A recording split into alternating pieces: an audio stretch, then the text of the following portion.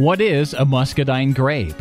The muscadine grape is a powerhouse of natural phytochemicals. Muscadines have been domestically cultivated since colonial times.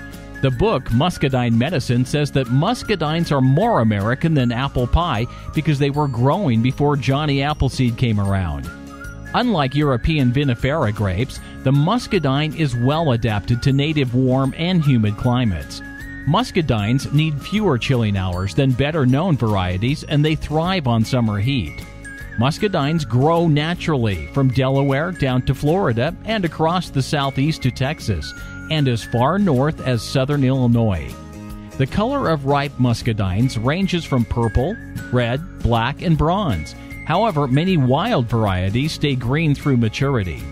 They have skin sufficiently tough that eating the raw fruit often involves biting a small hole in the skin to suck out the pulp inside.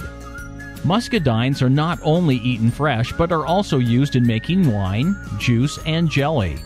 Current commercial vineyards were initiated in the 1970s and in the last 3 decades have seen dramatic growth.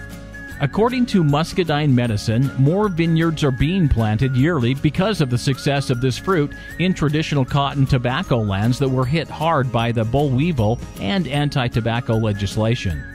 The largest concentrations of muscadine growers are in North Carolina, South Carolina, Georgia, North Florida, Alabama, Mississippi, East Texas, and Arkansas. Muscadine grapes are rich sources of polyphenols and other nutrients studied for their potential health benefits.